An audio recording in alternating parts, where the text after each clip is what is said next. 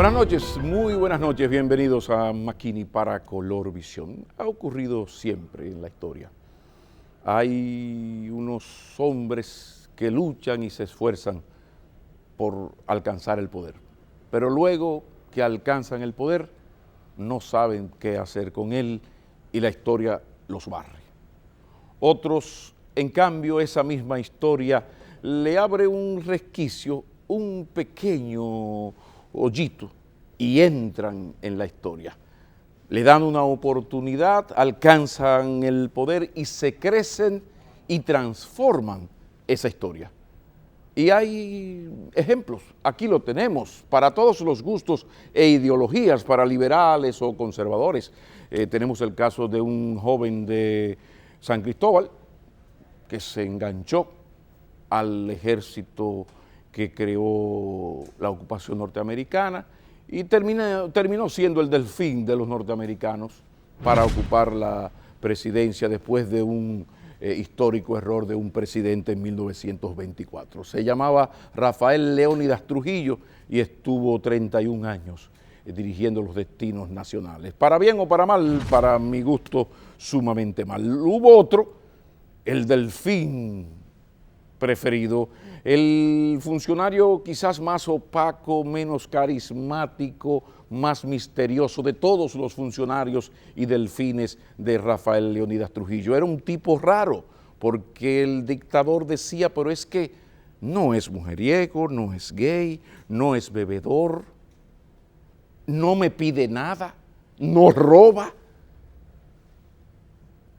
Si no le pones la conversación, él no te viene a contar cosas. ¿Quién es este señor? Así de opaco era Joaquín Antonio Balaguer Ricardo.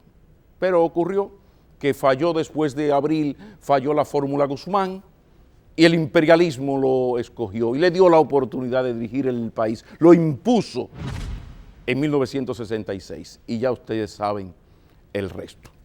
Fuera de aquí recordemos a Hugo Chávez, un teniente coronel golpista, ¿por qué no decirlo? Sí, pero cuando esa cleptocracia venezolana no dio más, al que la historia le dio una oportunidad y él la aprovechó fue a Hugo Chávez Frías, que nunca perdió un proceso electoral. Así, quizás en la República Dominicana uno deba destacar especialmente el hijo de un mayor general, el único jefe de las Fuerzas Armadas de Trujillo que no era apellido Trujillo. Era un joven, se dice que un poco arrogante, algo prepotente, sin vinculaciones políticas, pero que una hepatitis del Hernando Ramírez, que era el número 2 en abril del 65, Fernández Domínguez estaba fuera del país, hizo que él tuviera que asumir la dirección militar del levantamiento por volver a la Constitución en aquel abril. Lo demás, esa historia, todo el mundo recuerda aquella reunión con el embajador prepotente, embajador norteamericano, y ese señor se echó la dignidad nacional en sus espaldas. Ese mismo hijo de Fausto Camaño se llamaba Francisco Alberto Camaño Deñó.